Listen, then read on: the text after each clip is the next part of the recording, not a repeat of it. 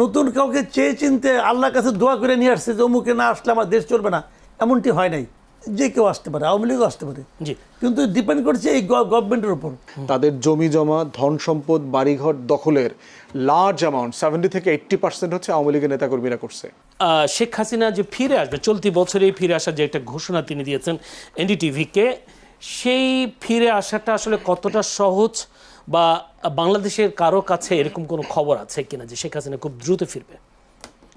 না, আমি এটা বলতে পারবো না কারোর কাছে খবর আছে কি না, গোপনে কারোর কাছে খবর থাকতেও পারে, এটা তো আর আমার বলতে পারার কথাও না। আপনার সিনিয়র সাংবাদিক হিসেবে আপনাদের কাছে কোনো সময় ফোন? এটা সিনিয়র জুনিয়র কোনো ব্যাপার না ভাই, এটা উনি আসবেন কিনা উনি জানেন। তবে আপনি আমাকে বলতে আপনি আপনাকে জিজ্ঞেস করতে পারেন যে এটা আসলে সম্ভাব্য কী হতে পারে, আশাটা রাজনৈতিকভাবে কতটা গ্রহণযোগ্য হতে পারে, অথবা কি মানে এর আসার পর কি হতে পারে, এটা নিয়ে আলোচনা করতে পারেন। দেখেন, উনি আসবেন কি আসবেন না এটা আপনাকে কনফার্ম হওয়ার জন্য 31শে ডিসেম্বর পর্যন্ত ওয়েট করতে হবে।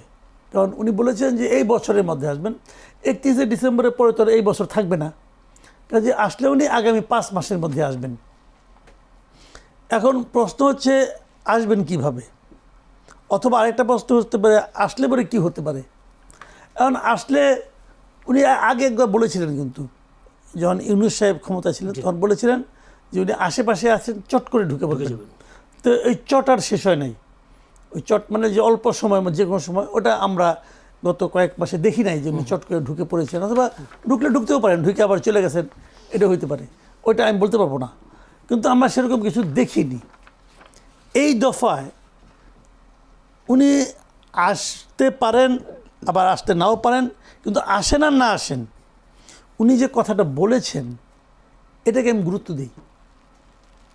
আগেরবার চেয়ে এবারটা গুরুত্ব দিচ্ছেন? হ্যাঁ, আগেটা গুরুত্ব দিই না, এইবারটা গুরুত্ব দিচ্ছি কেন, অনেক সময় না মানুষ মানে আপনার কথা বলার সময় স্লিপ অফ টাং হয়ে যায়, অথবা আবেগে আপ্লুত হয়ে কিছু বলে ফেলা। কিন্তু যখন মানুষ একটা কিছু লেখে, তোর মধ্যে হিসাব নিকাশ করে লেখে, আবার লেখাটা একবার রিভাইজ দেয়, পরে বানান টানান দেখে, এরকম। ওনার যে ইন্টারভিউটা এনডিটিভি প্রচার করেছে, এটাকে লিখিত ইন্টারভিউ। আসলে এনডিটিভি ওনাকে প্রশ্ন পাঠিয়েছেন, উনি এটা লিখিত উত্তর দিয়েছেন। কাজে এটা ওনার চিন্তা ভাবনা করে বলা কথা। শেখ হাসিনার ভালো মন্দ নিয়ে আপনি যত কিছুই বলেন না কেন, আমি কিন্তু শেখ হাসিনাকে মূর্খ মনে করি না। ওনার উনি মেধাবী লোক, কোনো সন্দেহ নেই এতে। একটা লোক এত অপকর্ম করছেন টানা 10-15 বছর, তাই না? একদম মানে কিছুই না বুঝলে, কিছুই না জানলে এটা পারতেন না, করছেন তো। জনবিক্ষোভ না হলে, মানে সর্বাত্মক মানে মানুষের বিক্ষোভ না হলে আমাদের দেশের যে পলিটিক্যাল পার্টি, এক্সিস্টিং যে পলিটিক্যাল পার্টিগুলি ছিল, এই পলিটিক্যাল পার্টির তো ওনাকে নামানোর অনেক চেষ্টা করছে, পারে নাই তো ভাই, শেষ পর্যন্ত পাবলিকের নামাইছে যায়নি, তাই না?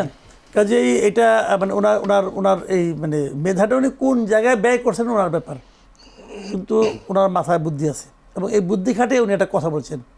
এই কথার রাজনৈতিক গুরুত্ব আমি মনে করি অনেক কীভাবে বলি আপনাকে। প্রথমত আমি যেটা মনে করি যে এর মাধ্যমে তার দলের যে নেতাকর্মী যারা আছে তাদের মধ্যে এক ধরনের, এটাকে কি বলবো, এক ধরনের এনার্জি, এক ধরনের এটা তৈরি হবে, এতে আমার কোনো সন্দেহ নেই। এর আবার নেতিবাচক দিকও আছে। এনার্জির ঠেলায় কেউ হয়তো লাফায় রাস্তায় চলে আসবে, এসে পুলিশের দুটো পেদানি খাবে, অথবা একটা মামলা হবে, আবার তার ফ্যামিলি কিন্তু একটা দুর্বিষহ অবস্থার মধ্যে পড়বে। এটা হলো একটা নেতিবাচক দিক। ইতিবাচক দিক হলো তারা ডিসেম্বর পর্যন্ত এই এনার্জিটা তাদের মধ্যে লালন করবে। তারা ডিসেম্বর পর্যন্ত ভাববে যে হয়তো আমার নেত্রী আসবে। দেখেন, প্র্যাকটিক্যালি চিন্তা করলে শেখ হাসিনার বাংলাদেশে আইসা আবার নতুন করে আওয়ামী লীগের দায়িত্ব নেওয়ার মতো বয়স ওনার নাই। আসলে বয়স একটা ফ্যাক্টর, আপনি যত পাওয়ারফুল লোক হন, ট্রাম্পের জন্য কিন্তু বয়স ফ্যাক্টর। কাজেই ওনার সেই অ্যাবিলিটি আছে বলে আমি পার্সোনালি মনে করি না। এনডিটিভি তাকে একটা প্রশ্ন করেছেন, বাংলাদেশের বর্তমান সরকারের কিছু সীমাবদ্ধতার সুযোগে আওয়ামী লীগ আবার খানিকটা জনসমর্থন ফিরে পাচ্ছে বলে দাবি করা হচ্ছে। এই সমর্থনকে রাজনৈতিক সাফল্যে রূপ দেওয়ার মতো সাংগঠনিক শক্তি আসলে আওয়ামী লীগের আছে কিনা? বাংলাদেশের সরকারের কি সীমাবদ্ধতা তাকে আসার পথটাকে পরিষ্কার করে দিচ্ছে কিনা? না, এটা এভাবে আমি বলবো না। শুনেন, বাংলাদেশে যতবার সরকার পরিবর্তন হয়েছে, যতবার যখন নতুন কেউ একটা ক্ষমতা এসেছে, প্রতিবারই আমি দেখেছি যেটা যে নতুন যারা ক্ষমতা নিয়েছে তাদের জনপ্রিয়তার কারণে জনগণ তাদেরকে বসিয়েছে তা কিন্তু নয়। প্রতিবারই ক্ষমতা পরিবর্তন হয়েছে, যারা ক্ষমতাসীন ছিল তাদের অজনপ্রিয়তার কারণে জনগণ তাদেরকে নামিয়ে দিয়েছে। নামানোর পর যে আসছে কিন্তু নতুন কাউকে চেয়ে চিনতে আল্লাহর কাছে দোয়া করে নিয়ে আসছে যে অমুকে না আসলে আমার দেশ চলবে না, এমনটি হয় নাই। বাংলাদেশে এবার নির্বাচনও তাই। এবারে নির্বাচন তো কোনো কেউ ছিল না, এবারে নির্বাচনটা একটু ডিফারেন্ট। এবারে নির্বাচন তো আর ইমিডিয়েট পাসটা সে তো আগেই পালাই গেছে, কাজে এইটা অন্যরকম। কিন্তু এর আগের প্রতিবারই কিন্তু একই রকম ছিল।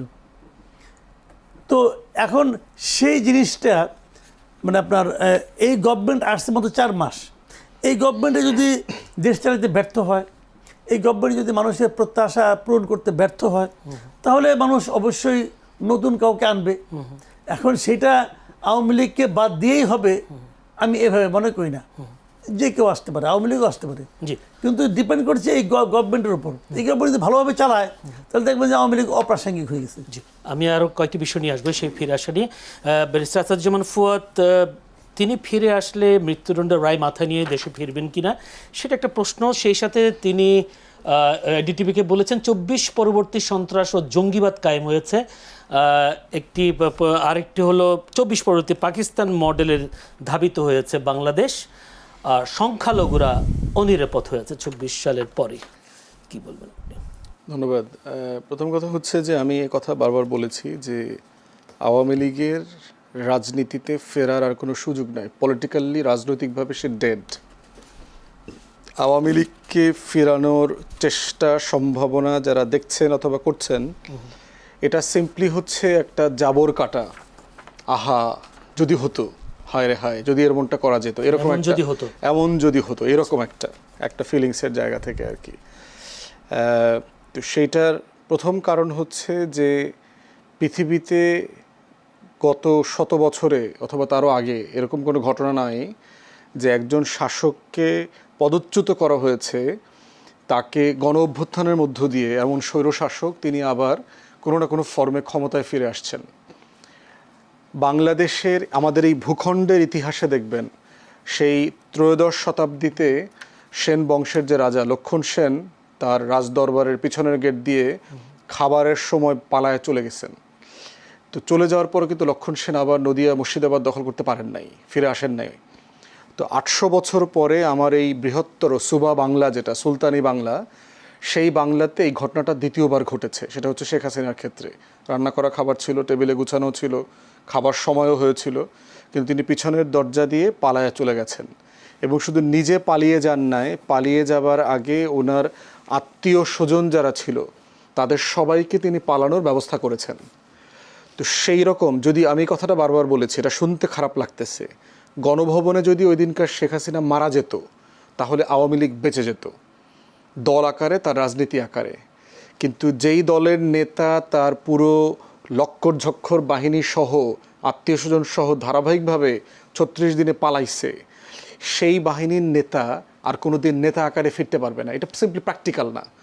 আওয়ামী লীগের লোকদের সাথে তো আমাদেরও কিছু পরিচয় আছে। আপনার আওয়ামী লীগের নেতাকর্মীরা নিজেরা একসাথে বসলে শেখ হাসিনা এবং তার ক্যাবিনেটের 14 গোষ্ঠী উদ্ধার করে তারা কনভারসেশনে।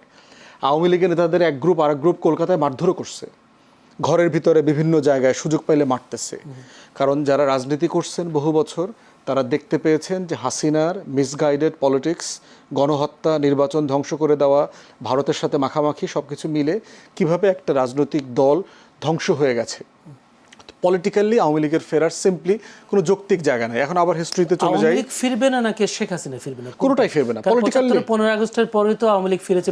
এখন পার্থক্যটা বলি, 75 আর 24-এর পার্থক্য হচ্ছে 75-এ কোনো গণ অভ্যুত্থান হয়নি, 75-এ একটা কু হয়েছে। কিছু মুক্তিযোদ্ধা প্রচণ্ড বীরত্বের সাথে যারা যুদ্ধ করেছেন বিভিন্ন সেক্টরে, সেই রকম যোদ্ধারা কু করে শেখ মুজিব এবং তার পরিবারের সদস্যদেরকে হত্যা করেছেন। সেটার সাথে পুরো সারা বাংলাদেশ এই প্রসেসের সাথে ইনভলভ ছিল না। ক্ষমতা কে নিয়েছে? 75-এ শেখ মুজিব মারা যাওয়ার পরে ক্ষমতা কে নিয়েছে? মোস্তাক আহমেদ। কোন দলের নেতা? আওয়ামী লীগের। তো আওয়ামী লীগের বাকশালের শেখ মুজিবের ক্যাবিনেটের 22 জন মোস্তাক আহমেদের সাথে একই ক্যাবিনেটে মন্ত্রী হয়েছে, পালাইতে হয়নি। তো আওয়ামী লীগের নেতাকর্মীরা দেশে ছিল। আওয়ামী লীগ 4 টুকরা হয়ে 79 সালে নির্বাচন করেছে না, 4 টুকরা আওয়ামী লীগ নির্বাচন করছে একসাথে। তাহলে কি পালায় নাই তো? তাহলে আওয়ামী লীগের ওজন ছিল তো কেন? কারণ হচ্ছে শেখ মুজিবের অন্যায় অপকর্মের বিরুদ্ধে কু হয়েছে, পরিবারের সদস্যদেরকে হত্যা করা হয়েছে, সারা দেশবাসী খুশিও হয়েছে, কিন্তু গণ অভ্যুত্থান হয় নাই এবং শেখ মুজিব পালায়া যায় নাই। এটা হলো সবচেয়ে বড় জিনিস। শেখ মুজিব দেশে ছিল, দেশে বসে সে খুনের শিকার হয়েছে। আপনি বলছে 79 সালে নির্বাচন করেছে, কিন্তু এবারে যদি সুযোগ দিলে তো আওয়ামী লীগ নির্বাচন করবে। প্রশ্নে আসে নির্বাচন, গণ অভ্যুত্থান আর ওই কুয়ের শিকার হয়ে আওয়ামী লীগের ফিরে আসা তো এক জিনিস না। তাকে পদচ্যুত করা হয়েছে, তো পদচ্যুত করে যে পালায়া চলে গেছে তাকে আবার ক্ষমতায় আনা অথবা নির্বাচন করা, ক্ষমতা রাজনীতি করতে দেওয়ার আলোচনাটা কখন আসবে? যখন তার 17-18 বছরের কুকর্মের, খতিয়ানের, আমলনামার, গণহত্যার, নির্বাচন ধ্বংস করার, অর্থনীতি ধ্বংস করবার বিচার আচার হবে। এই নেগোসিয়েশন তাকে করতে হবে। যেই দলের একটা নেতাকর্মী এখন পর্যন্ত জাতির কাছে ক্ষমা চায় নাই, তারা শুধু ক্ষমা চাই না, বরং তারা এখনো পর্যন্ত মিছিল মিটিং করে হাসিনার কর্মকাণ্ডের প্রশংসা করে যাচ্ছে। তারা কেউ এটার বিপক্ষে কথা বলছে না। অতএব সেরকম একটা দলকে নেগোসিয়েশনের সুযোগ, রিকনসিলিয়েশনের সুযোগ আপনি কোথায় দেবেন? হ্যাঁ, পার্থক্য কোথায়? যারা ফৌজদারি অপরাধ করেছেন তাকে ফৌজদারি বিচার করবেন, রাজনীতি অন্য জিনিস। আওয়ামী লীগ দল আকারে রাজনীতি করতে পারবে না, কিন্তু ব্যক্তি যারা কোনো ফৌজদারি অপরাধ করেন নাই, যারা অন্যায় করেন নাই, তাদেরকে মিথ্যা মামলা দিয়ে হেনস্থা করা, চাঁদাবাজি করা, তারপরে তাদের ব্যবসা বাণিজ্য দখল করা, সেইটা হচ্ছে আইনের শাসনের লঙ্ঘন। ওই সীমাটা আমাদেরকে মেনে চলতে হবে। সেক্ষেত্রে আমি যেটা প্রশ্ন করেছিলাম যে 24 পরবর্তী পাকিস্তান মডেলের দিকে ধাবিত হচ্ছে দেশ, 24 পরবর্তী সন্ত্রাস ও জঙ্গিবাদ কায়েম হয়েছে, সংখ্যালঘুরা অনিরাপদ, এই 3টা অভিযোগ তিনি করেছেন। প্রথম কথা, সংখ্যালঘুর ব্যবসা দেখেন, বাংলাদেশে সংখ্যালঘু নিরাপত্তাহীনতা এটা একটা দিল্লির বয়ানের পলিটিক্স, যেটা আওয়ামী লীগ কন্টিনিউ করে যাচ্ছে। এবং আবুল বারাকাতের যদি রিসার্চ দেখেন, একটা বাটপার অর্থনীতিবিদ, যেটা আওয়ামী লীগের দালাল, ভারতের দালাল, এই দালাল অর্থনীতিবিদও পর্যন্ত দেখিয়েছে গত 30, 40, 50 বছরে আমাদের সংখ্যালঘুরা তাদের জমি জমা, ধন সম্পদ, বাড়িঘর দখলের লার্জ অ্যামাউন্ট 70 থেকে 80% হচ্ছে আওয়ামী লীগের নেতাকর্মীরা করছে। কিভাবে হইল? আওয়ামী লীগের সময় আপনার মনে আছে প্রিয়া শাহ নামে এক হিন্দু মহিলা ট্রাম্পের কাছে গিয়ে বিচার দিছে না, যে বাংলাদেশের 3-4 কোটি হিন্দু এখানে অনিরাপদ। তো এটা কার আমলে করছে? কার আমলে? এই যে গত হাজার হাজার হিন্দুরা দেশ ছেড়ে চলে গেছে, বাংলাদেশের 56 বছরের ইতিহাসে সবচেয়ে বেশি সময় ধরে ক্ষমতায় ছিল কারা? দিল্লির ব্লেসিং পাওয়া সরকার, আওয়ামী লীগ এবং জাতীয় পার্টি, প্রায় 30-35 বছর, 35-36 বছর। তাহলে এই পুরো সময়ে যদি হিন্দুদের সংখ্যা কমে যায়, অনিরাপদ হয়, চলে যায়, কার আমলে হয়েছে? তাদের আমলিত হয়েছে।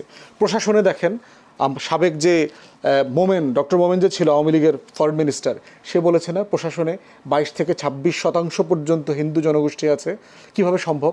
তাদের জনগোষ্ঠী হচ্ছে 8-9%। তাহলে সিভিল সার্ভিসে তারা কিভাবে এই পরিমাণ সংখ্যায় যায়? এটা কি বৈষম্যের এক্সাম্পল? তাহলে এই বাস্তবতায় দেখতে হবে যে সত্যতা কতটুকু আর হচ্ছে এর ভিতরে পলিটিক্স কতটুকু।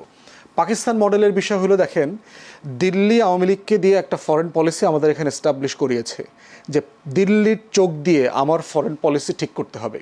যেভাবে 71 সালে সেই সেপ্টেম্বর-অক্টোবর মাসে 7 দফা চুক্তি চাপিয়ে দিয়েছে যে আমার কোনো ইন্ডিপেন্ডেন্ট ফরেন পলিসি থাকতে পারবে না, যে শর্তে ভারত আমাকে সাহায্য করেছে। অতএব সেই দিল্লির চোখ দিয়ে কেন আমি পৃথিবী দেখবো? আমি তো একটা স্বাধীন দেশ। আমি কার সাথে সম্পর্ক করব, কার সাথে করব না, আমি বেইজিংয়ে আগে যাব না মালয়েশিয়াতে আগে যাব না ওয়াশিংটনে যাব, সেটা ডিকটেট করবার মানুষ তো শুধুমাত্র দেশের মানুষ। তারা ডিকটেট করতে পারবে, তারা তারেক রহমানকে বলতে পারবে, এর বাইরে তো কারো বলার সুযোগ নাই। অতএব বাংলাদেশের সভরেন্টির কোয়েশ্চেনে, নিরাপত্তার প্রশ্নে চায়না, তুরস্ক, পাকিস্তান সবার সাহায্য লাগবে। কারণ আমরা একটা হস্টাইল বর্ডারে বাস করছি, যে আমার রাষ্ট্রের অখণ্ডতায় বিশ্বাস করে না, যে এই রাষ্ট্রটাকে স্বাধীন মনে করে না, তার 2 টাকার অ্যাম্বাসেডার ঢোকার পথে আইসব আমার সভরেন্টি নিয়ে কোশ্চেন করতেছে। তার ওই পারে বিজেপির যে ক্লাউন পলিটিশিয়ানরা আছে, কিছু মূর্খ 3য় শ্রেণীর 3rd গ্রেডেড পলিটিশিয়ান, তারা বলে বাংলাদেশকে তার অঙ্গ, তাদের শরীরের অংশের মতো মনে হয়, মানে ভারত মাতার অঙ্গ তারা মনে করে। তাহলে সেই জায়গায় যে দাঙ্গল পতাকা লাগাইছে, অখণ্ড ভারতের রাজনীতি করতেছে, বিজেপির ফ্যাসিবাদ, এগুলো মিলায় প্রতিদিন আমার স্বাধীনতা, সার্বভৌমত্বকে যদি কেউ লঙ্ঘন করবার চেষ্টা করে, আমার এটা রক্ষা করবারও তো আমাকে চেষ্টা করতে হবে। সেটার জন্য যদি বেইজিংয়ের সাথে সম্পর্ক করতে হয়, তুরস্কের সাথে করতে হয়, পাকিস্তানের তৈরি করা J-17 থান্ডার প্লেন কিনতে হয়, আমার দেশের 2 কোটি নাগরিককে যদি ট্রেন করতে হয়, সামরিক প্রশিক্ষণ দিতে হয়, সবই করতে হবে আমার স্বাধীনতা রক্ষা করবার জন্য। অসংখ্য ধন্যবাদ মাসুদ কামাল। যদি শেখ হাসিনা ফেরে, বা আপনারা বলছেন হয়তো ফিরতে পারে, যদি ফিরে আসলে কাদের বেশি ক্ষতি বা কারা বেশি বিপদে পড়বে বলে মনে হয়? দেখেন সে নিজেও বেশি বিপদে পড়তে পারে, হতে পারে অনেক কিছুই। আর যেহেতু কি হবে তার এটা তো তো অনেক কি মামলা হবে এটা আমি বলতে পারবো না। বাট একটা জিনিস হলো কি, আমি কিন্তু কতগুলো সম্ভাবনার কথা বলছি, যে ধরেন হাইপোথেটিক্যালি ধরেন উনি ফিরল, হয়তো সকল সম্ভাবনাকে আমি বাদ দিলাম, সব কিছুকে বাদ দিয়ে বললাম যে উনি প্লেনে করে কীভাবে প্লেনে ফিরলো, এয়ারপোর্টে উনি যেদিন আসবেন সবাই জানলো, তাহলে কি হবে? তাহলে ওনার তো অনেক কর্মী সমর্থক আছে, আওয়ামী লীগের লোকজন তো আছে বাংলাদেশে। আওয়ামী লীগকে আপনি রাজনীতি করতে দেন বা না দেন, দিতে চান বা না চান, এর উপর তো নির্ভর করবে এই লোকগুলো বাংলাদেশে আছে। এদেরকে আপনি বঙ্গোপসাগরে ফেলে দিতে পারবেন না, এরা কর্পূরের মতো উবেও যাবে না। তো তারা যদি ওখানে যায়, গেলে কি হবে? গেলে একটা ম্যাসাকার অবস্থা হয়ে যাবে। যে মনে করেন এখন ওনাদের যদি আপনি যেতে না, যেমন দেন 23 তারিখে ওনাদের প্রতিষ্ঠা বার্ষিকী, কই অনলাইনে কে জানি কী বলছিল, প্রতিষ্ঠা বার্ষিকী পালন করো, কী পালন করবো তাও বলে নেই কিছু। তাতেই দেখেন গভর্নমেন্ট 6 জেলায় আর্মি নামাই দিছে, বিজেপিও নামাইছে। যে এখন তার মানে কী হয়েছে, পুলিশের উপর গভর্নমেন্ট নির্ভর করতে পারে নাই। তো এটা তো আমি মনে করি যে এক ধরনের ভীতি, এবং এই ভীতিটা একদম অমূলক ভীতি, সেটা আমি হয়তো ভাবতে পারি, কিন্তু গভর্নমেন্ট তো ভাবে নাই। গভর্নমেন্ট তো নামাইছে, এখন নামে গভর্নমেন্ট কিন্তু তার শক্তিমত, তার পরিচয় দিচ্ছে, তারা এতটুকু ভয় পাইছে। এখন যদি শেখ হাসিনা চলে আসে, তাহলে গভর্নমেন্ট কী করবে? গভর্নমেন্ট তো বলতে ঠিক আছে, ওখানে কেউ যাইতেই পারবে না, ওখানে 144 অথবা আপনার কারফিউ দিয়ে দিলেন, ধরলাম, সবই ধরলাম, যে তারপর সে আসলো। এখন বলবেন যে না, তাহলে এত সে বোকা হবে না, আসবে না। শেখ হাসিনা আপনি হাজার সমালোচনা করেন ভাই, কোনো সমস্যা নাই, কিন্তু সে যে একজন সাহসী মহিলা, এটা কিন্তু আপনি অস্বীকার করতে পারবেন না। তার কিন্তু ভাই সাহস আছে। 1/11 সময় দেখছি আমরা, আমেরিকা চলে গেছে, আমেরিকা থেকে তারা সবাই বলছে আপনি যায়েন না, সে কিন্তু দেশে চলে আসছে। তো এখন সাহস, দুঃসাহস অনেক কিছু হতে পারে। ধরলাম এই সাহসটা তার জন্য ক্ষতিকর, ধরে নিচ্ছি কথার কথা, ক্ষতিটা কী হবে? তাকে নিয়ে আপনি জেলে ঢোকাবেন, ঠিক আছে, ঢুকালে পরে কী হবে? তাহলে ফাঁসি দিয়ে দিবেন, কারণ তার বিরুদ্ধে তো ফাঁসি রায় আছে, অথবা আপিল হবে। আপিলের দিন পর এখনও হবে কিনা আমি জানি না, ডিসেম্বরে আসলে বোধহয় আপিলের মেয়াদ থাকবে কিনা আমি বলতে পারবো না, মনে হয় থাকবে না। তাহলে আপনি তার ফাঁসিতে চড়াই দিলেন, তারপর কী হবে? তারপরে কিন্তু সহজ কিছু হবে না। তারপরে যেটা হবে, সেটার আফটার ইফেক্টে কিন্তু গভর্নমেন্টকে ভাবতে হবে। বাংলাদেশে একটা অস্থিরতা আর কতদিন চলবে ভাই? কাজেই আমি জানি না উনি কেন এগুলি বলেন, কেন বলেন না, অথবা সরকার কীভাবে হ্যান্ডেল করবে, আমি এগুলি বলতে পারবো না। কিন্তু একটা জিনিস হলো কি জানেন, আমি নিজে সবসময় মনে করি যে দেশে অস্থিরতা বেশি দিন থাকা ঠিক না। দেশটাকে আপনি দেশটাকে যদি গড়তে চান, সামনের দিকে নিতে চান, দেশটাকে দয়া করে বিভক্ত করেন না। ফুয়াদ ভাই এখানে আছেন, ওনার পলিটিক্যাল পার্টি ওনার একটা আছে, ওনাদেরও একটা ভয়েস আছে। কিন্তু আমি সকল পলিটিক্যাল পার্টিকে বলি যে আপনারা বিভক্তি রাজনীতি আর করেন না। যে খারাপ, সে সমাজে খারাপভাবে চলবে, লোককে তাকে খারাপ বলবে, তাকে লোকে ভোট দেবে না। কিন্তু সবাইকে নিয়ে চলার চেষ্টা করেন। ওই তুমি বাদ, তুমি এই দেশের নাগরিকই না, যাও, তুমি কোনো কথা বলতে পারবে না। এই যে প্রবণতাটা না আলটিমেটলি দেশের জন্য লং রানে কোনো উপকার আসবে না। এটা আমি নিজে পার্সোনালি বিশ্বাস করি। আর ফুয়াদ ভাই যে কথাটা বললো যে আওয়ামী লীগ মানে যে দলটাকে দেশ থেকে একবার পালাইয়া যেতে হয়, তারা আর ব্যাক করতে পারে না, এটা হয়তো অনেক জায়গায় আছে, আবার অনেক জায়গায় নাইও। কিন্তু কি আছে কি নাই তার উপর আগামীকালকেও হবে, এটাও ঠিক না। আবার বৃষ্টির দিনে বজ্রপাত হয়, শুক্রবার সময় বজ্রপাত হয়, হতেই পারে। এই যে মার্কোস চলে গেছিল ওটা ফিলিপিন্স থেকে, তার পোলা তখন ওই দেশের করে সরকার প্রধান, তারই ছেলে, ওই পার্টি। তো এগুলো হবে না একদম, তা তো না। তো এখন কোশ্চেনটা হলো কি, মানুষ অনেক কিছুই ভাবে। বিষয়টা হলো যে বর্তমান সরকার যদি আওয়ামী লীগের আসার প্রয়োজনীয়তাটাকে জনমনে বুঝাতে পারে যে ওকে ছাড়াও তোমাদের চলবে, দেখো না আমি কত ভালো করতেছি, তাহলে মানুষ চুপচাপ থাকবে। আর সরকার যদি সেই কাজটা যে জিনিসটা ডক্টর ইউনূস পারে নাই, ডক্টর ইউনূসটা একটু সুবর্ণ সুযোগ পাচ্ছিল, কিন্তু সেটা পারে নাই করতে। এখন দেখা যাচ্ছে যে ইউনূসের আমলে নাকি সবচেয়ে বেশি দুর্নীতি হয়েছে। যদি সে ঠিকঠাক মতো চালাইতে পারতো, মানুষ তো ভুলেই যেত আওয়ামী লীগের কথা, কিন্তু সে তো পারে নাই। ধীরে ধীরে আওয়ামী লীগ, আপনার রাস্তাঘাটে যান, আমি তো রাস্তাঘাটে যাই তো, অনেক সময় দেখা সাক্ষাৎ হয়, লোকজন তো কথাবার্তা বলে, শুনি তো। এটা তো শোনার জন্য আওয়ামী লীগকে খেদানো হয় নাই। যে কথা শুনি এটা শুনতে তো আমি চাই না, কিন্তু শুনি তো। মানুষ কিন্তু আপনার কথা অনুযায়ী চলবে জুলাই না। গণঅভ্যুত্থানে যে হতাহতের ঘটনা ঘটিয়েছে আওয়ামী লীগ সরকার বা শেখ হাসিনার নেতৃত্বাধীন, সেই ঘটনার জন্য শেখ হাসিনা তো ক্ষমা চায়নি, তাদের দলের নেতাকর্মীরাও ক্ষমা চায় না, যার ফলশ্রুতিতে আওয়ামী লীগে ফিরে আসাটা দেখেন, এখানে একটা জিনিস আমি বলি আপনাকে, 24-এর গণঅভ্যুত্থানে যে ঘটনাবলী ঘটছে, যে মর্মান্তিক ঘটনাগুলো ঘটছে, এর জন্য আওয়ামী লীগ সরকার দায়ী, শেখ হাসিনার সরকার দায়ী। ধরেন পঞ্চগড়ের আওয়ামী লীগের যে সভাপতি, ইউনিয়ন সভাপতি, সে দায়ী। যদি সে অভ্যুত্থানের বিরোধী থাকে তাহলে তো অবশ্যই। বিরোধিতা কি আপনি কীভাবে বুঝবেন? অনেক সময় আমরা দেখেছি তো। ওই সময় কি ও বলছে যে হ্যাঁ শেখ হাসিনা আমি আপনার সঙ্গে আছে, আপনারা করেন, আর ওইটা শুনে শেখ হাসিনা গুলি করছে?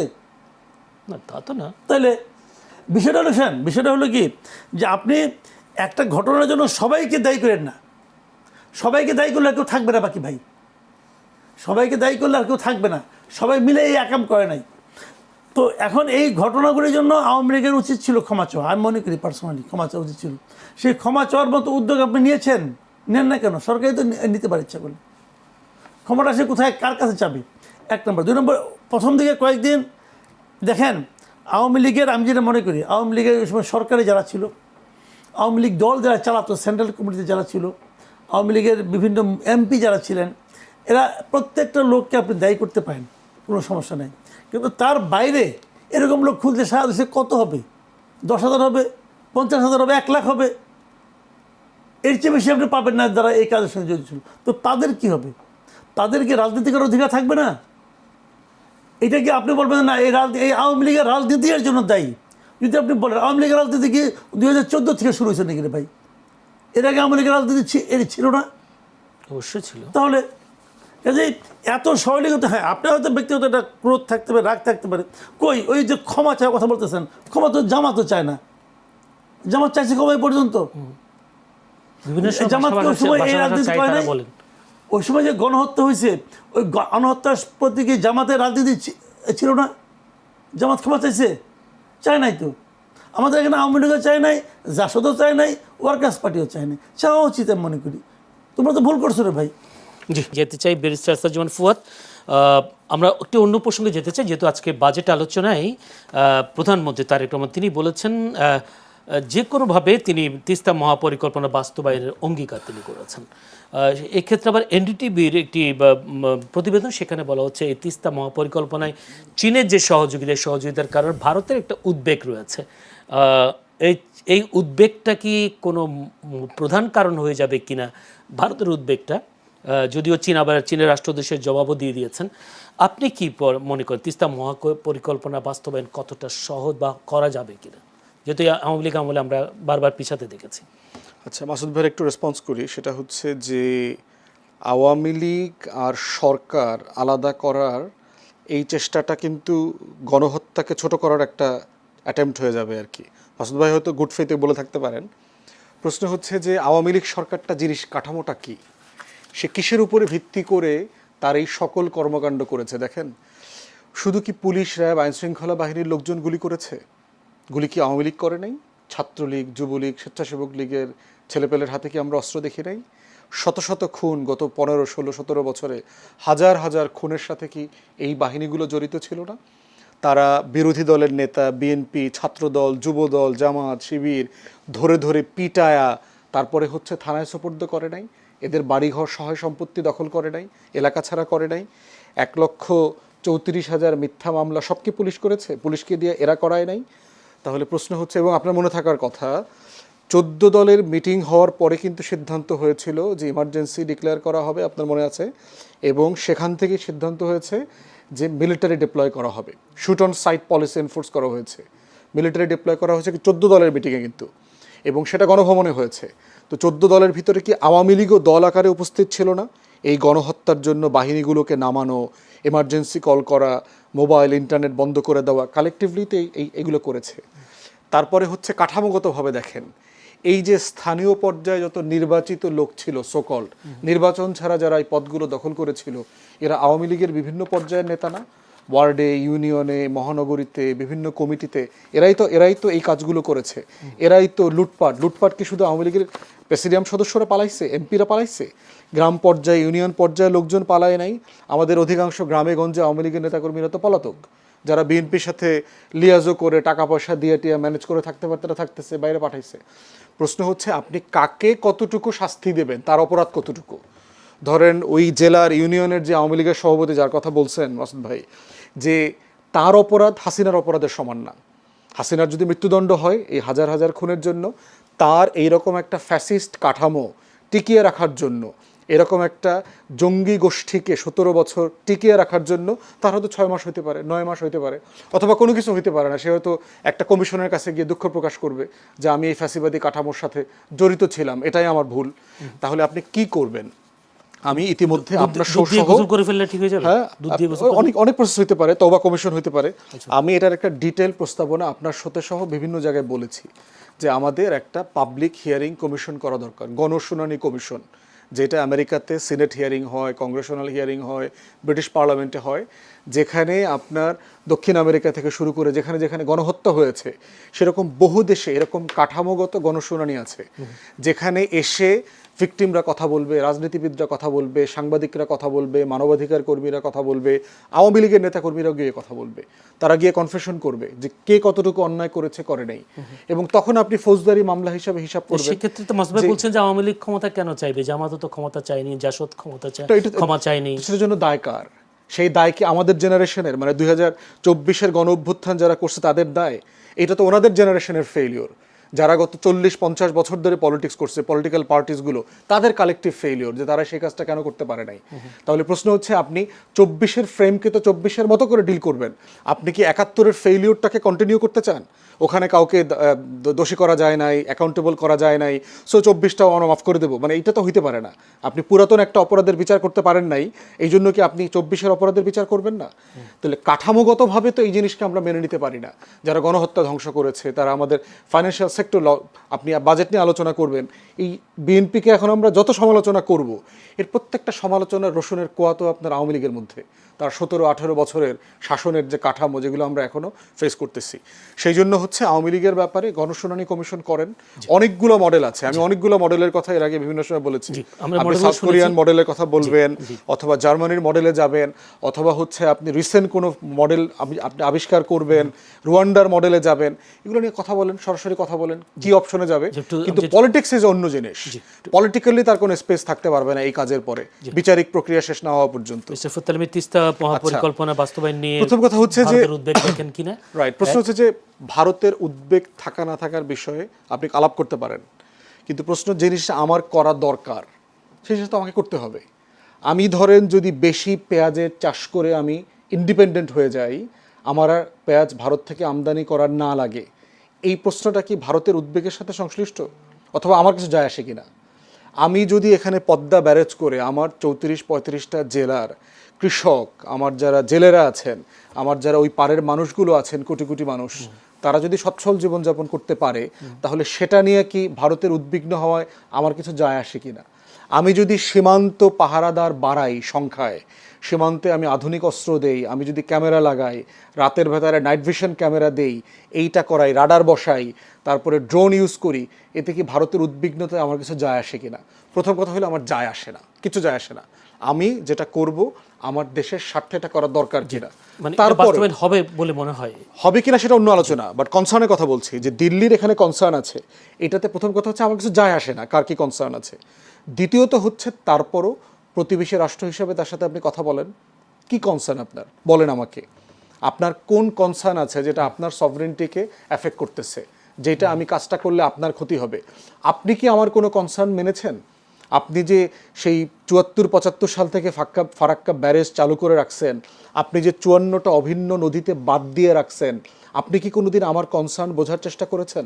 আমার দেশের 1/3 যে মরুভূমি হয়ে গেছে, $60 বিলিয়ন উপরে ক্ষতি হয়েছে আমার কৃষকের, জেলেদের গত 50 বছরে, সেই কনসার্ন কি আপনি রাখছেন? আপনি যে প্রতি মাসে আমার 30, 40, 50 জন করে সীমান্তে মারছেন, আমার উদ্বিগ্নতা কি আপনি মাথায় রাখছেন?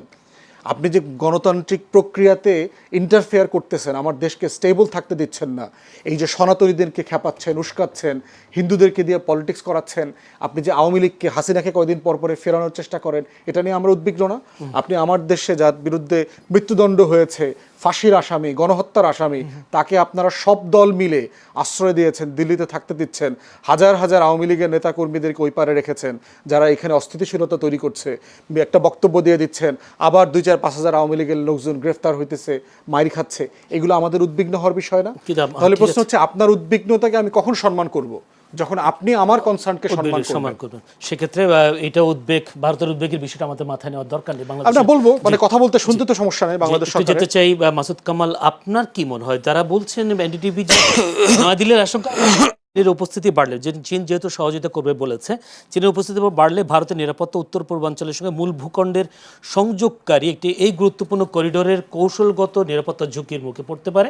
যারা চিকেন নেকের কথা বলছে শিলিগুড়ি, তো আপনি কি মনে করেন আসলে ভারত এটা করতে দেবে? দীর্ঘদিন বাধাও দিয়েছিল আমরা যতটুকু জানি। বাধাটা কীভাবে দেবে? ভারত কি আমার ভূখণ্ডে আসবে?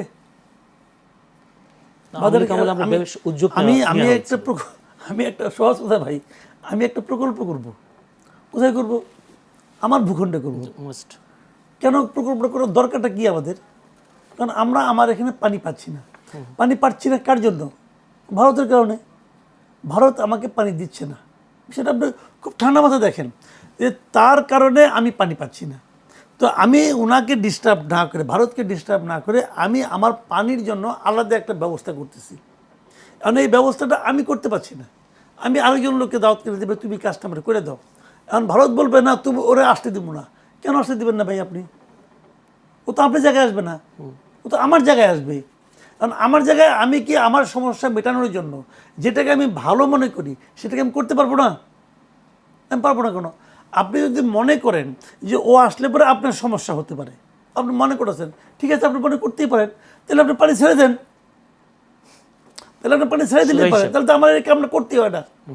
ভাই কথাটা সিম্পল। আপনাকে উদ্বেগ থেকে মুক্ত রাখার জন্য আমি না খেয়ে মরে যাবো, এটা কেমন আবদার ভাই? এটা কেমন আবদার হলো? আপনি আপনি একটু উদ্বিগ্ন হবেন, এই জন্য আমাকে না খেয়ে মরতে বলেন আপনি, আমি রাজি হবো। আমি যদি আমার মধ্যে মিনিমাম নিজের প্রতি ভালোবাসা থাকে, এটা মানবো। পৃথিবীর কেউ মানবে না তো। ওনারা ওনাদের কথা বলবে, আমরা আমাদের কাজ করে যাবো। হ্যাঁ, সেই সাথে নতুন একটি বিষয়টা সামনে এসেছে সম্প্রতি, নো আর্জেন্টিনা, নো ব্রাজিল, লা ইলাহা ইল্লাল্লাহ, এরকম স্লোগান দিয়ে একটা মিছিলের ভিডিও সামাজিক যোগাযোগ ছড়িয়ে পড়েছে। যারা মিছিলে অংশ নিয়েছেন তাদের হাতে ইসলাম ধর্মের কালেমা লেখা সাদা কালো পতাকা। জাস্ট এই পতাকাটা, প্রশ্ন হচ্ছে নিতান্তই ধর্মীয় অনুভূতি থেকে এসব করেছেন নাকি কোনো বিদেশি শক্তির স্বার্থে কাজগুলো হচ্ছে? যেহেতু ভারতে ইসরায়েলের রাষ্ট্রদূত রিউভেন আজা যেদিন অভিযোগ করলেন যে বাংলাদেশ ও পাকিস্তানে ফিলিস্তিনি স্বাধীনতাকামী সংগঠন হামাসের তৎপরতা রয়েছে, ঠিক সে সময়ে বাংলাদেশে এই ধরনের একটি কার্যক্রম, এটা কি কোনো ধরনের ষড়যন্ত্র কিনা অন্যান্য দেশের, নাকি আদৌ আমাদের দেশে এই ধরনের কোনো? এটা যে কোনো কিছু হতে পারে, এটা নিয়ে আমার কোনো বক্তব্য নাই। কিন্তু আমার বক্তব্য হলো কি, লা ইলাহা ইল্লাল্লাহ পতাকা লাগাইতে হবে, লাগাই নিয়ে তারপরে এটার সঙ্গে অন্য কারোর সঙ্গে তুলনা করতে হবে, এই চিন্তাটাই তো খারাপ।